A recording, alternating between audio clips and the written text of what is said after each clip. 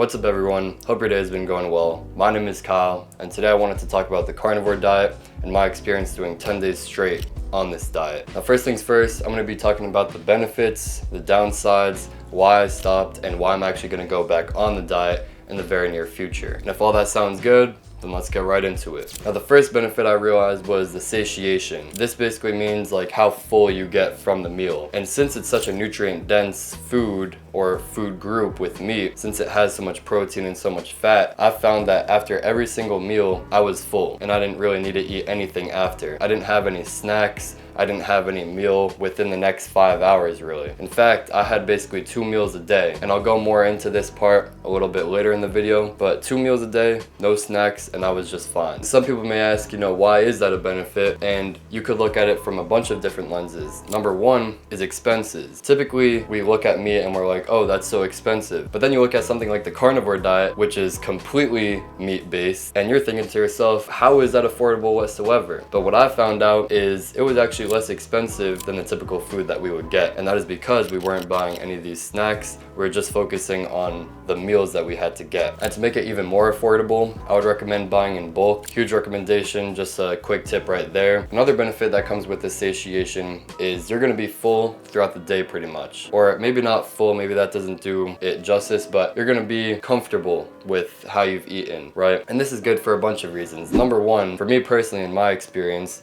I was eating just lunch and dinner, and I was eating enough lunch and dinner that then in the morning I didn't have to eat at all. And I was at school, I was doing basketball after school, I was having a busy day, but I was still feeling good in the morning even though I wasn't eating. And this is a benefit on its own because intermittent fasting has been proven to be very good for our bodies. And doing it every single day just on a small scale and doing this mixed with the carnivore diet, I would say that this has immense health benefits for ourselves. Another benefit that comes from the satiation, and by now I mean, I guess it's kind of like 4 or 5 benefits now because they're all like subcategories that are all pretty significant, but the other benefit is you're not really gassy. And this is very good, like we don't really realize it, but just being gassy throughout the day is just not a good feeling. You don't feel like you're at your best. And then this can kind of tie into like feeling tired, feeling sluggish, but being on a meat diet, it completely removes all of that. So I simply just felt better throughout the day since I wasn't gassy. And all these tips considered, I think that it definitely had some sort of minuscule benefit on my cognitive ability,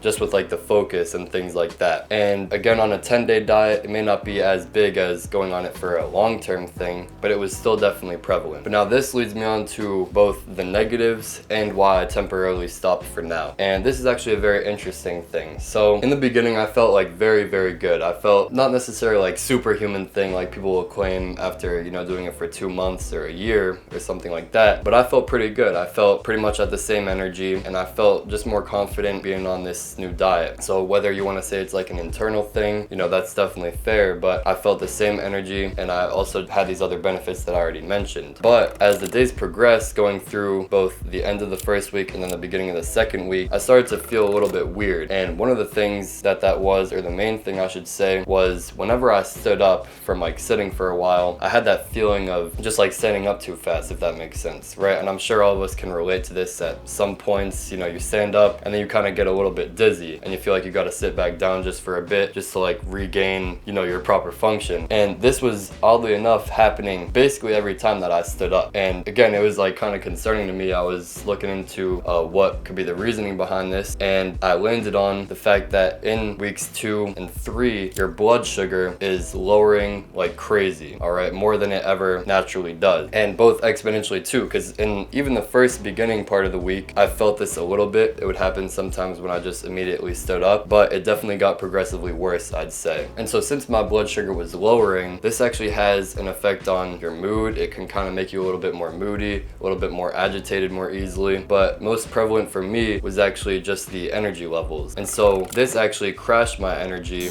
more easily, just temporarily. So this beginning benefit that I talked about, it was definitely there. But since my blood sugar was lowering a lot in the early part of week 2, that's when I actually started feeling less energized, right? Or at least in some instances. And I don't know all the science behind why blood sugar also correlates with energy, but since it wasn't yet at baseline, I wasn't able to have the significant benefit that a lot of people claim, which is that consistent energy that's basically always there. But a thing to consider is that the blood sugar doesn't always lower. I say that it was only weeks 2 and 3 that this happens because after those 3 weeks roughly, your blood sugar levels off and it reaches this baseline point. And what this does is this allows for your energy to always be the same. And that's a big benefit that a lot of people claim on the carnivore diet. They claim that they have consistent energy throughout the day, and that they don't have these kind of carb crashes or withdrawals, which I had in the first 10 days. So that's something very key that I'd like to point out. And for me personally, the reason that I stopped was because I'm in this position of recovery, or I was, where I was coming off of a collarbone injury. I broke my collarbone, and now I was getting back into the things with the conditioning aspect. And since I was already tired just as it is,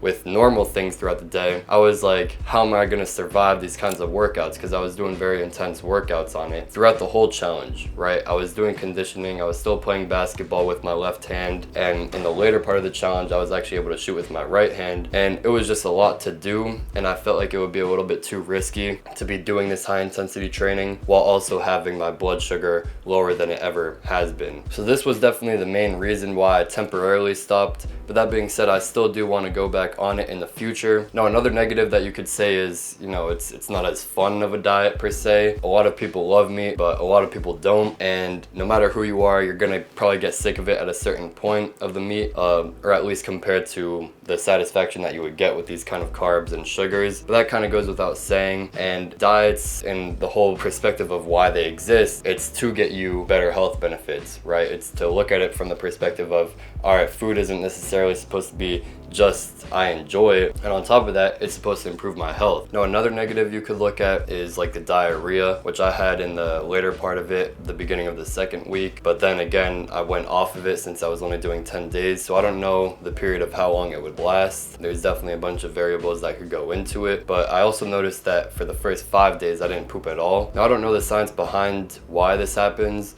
but with a lot of diets, I do know that your body has to adjust, and that could be a reason for why there was that temporary just no pooping kind of time, right? But then after those 5 days, I still wasn't doing it as regularly, and then it kind of turned into that diarrhea. So those 3 were pretty much all the negatives, and if you look at all of them, they're all temporary, right? All these things are going to go away as long as you optimize, you know, your diet in the right way. That's why I'm planning on going back on this very soon, because I found out that typically in that later part of the 3rd week and in the 4th week, that's where your gut microbiome starts to adjust fully. The pooping is normal, the blood sugar level is normal, it's at like that baseline, so then your energy is gonna stay the same throughout the day. And all things considered, it's just gonna be worth it for your health, right? So temporarily, you know, this 10-day diet wasn't necessarily something that I would call life-changing, but it was definitely eye-opening looking at all the research and seeing, all right, why did I experience what I experienced? And it's really one of those things that the more that you are on this diet,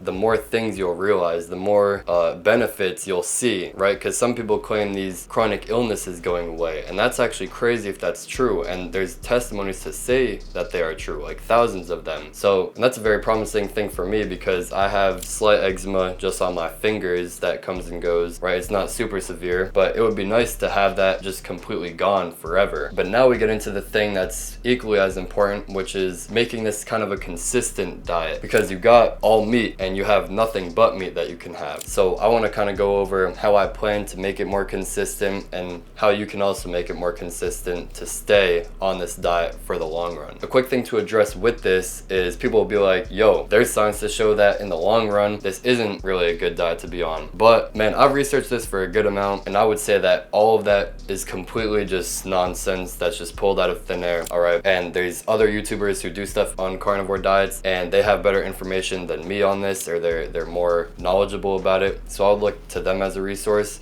But all in all, that whole idea of it not being a long-term diet, that's just not true, okay? For example, a quick thing to address with it is like vitamin C. They say, oh, vitamin C are going to be deficient in it, right? But then you realize that sugar and vitamin C fight for the same receptor within the body, and as a result, you barely need that much vitamin C since you're having no sugar in the diet. And there's so many other common themes just like that that will make all this other research that says, no, red meat is bad for you, and, you know, fish is bad for you, and stuff like that. it'll blow all that science out of the water. But enough of all the science kinds of things, because that's just a topic for another video for other people's channels, honestly. But now, how do we make this actually consistent in the long run? And for me, I'd say that adding spices, at least just temporarily, could be a good idea to make it consistent at the start, because the beginning is the hardest part. You're not really seeing these benefits. In fact, you might be seeing more downsides than benefits. So adding some spices can make it overall a lot more enjoyable, right? And this is something that you could remove eventually, but at the start, it can be such a minuscule thing if it is not beneficial or if it has its downsides. I would say that at most, you're having like a gram of spices. And when you're eating like 1,000 grams, or I don't know the conversions on it, you're probably eating like 3,000 grams of meat. It's really just such a small amount that I don't think it could really have much of an impact when you consider how much of that is just salt or something like pepper, right? Like, these things aren't gonna hurt you. For me personally, I was just having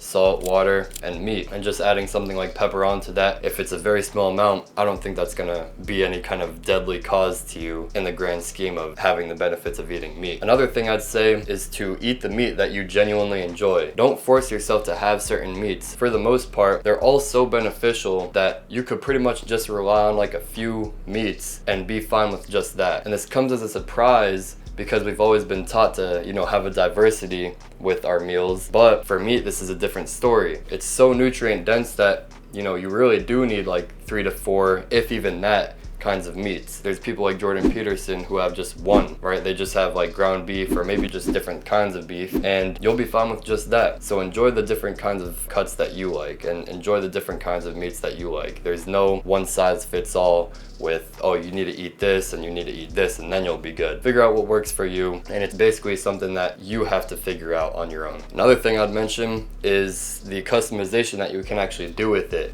There's some very creative ways that you can go about this. One that I'm actually looking forward to doing is like carnivore chips. So I'm planning on just like cutting some steak very thinly and then cooking them like either something like 50 minutes for 350 degrees, or maybe like a 4 hours at 200 degrees kind of thing. And then you can actually make chips from it. And this will allow you to just have some more customization with it. Me personally, I love something like taco meat, so just ground beef with chips. So mixing these two, I guarantee I'd probably be able to do that every single day, every single meal. I just love it that much, right? So find out what works for you. So try looking a bunch of different recipes up, and I guarantee that one, you know, that's going to be the one that you need, right? So look into that as well. Now, another quick thing that I forgot to mention was the weight loss, because for me, 16 years old, which by the way, that's going to be like a very interesting thing to see with it. I haven't really seen many kids do this before, or teenagers, so I'm also going to be able to serve as like an experiment in the YouTube community of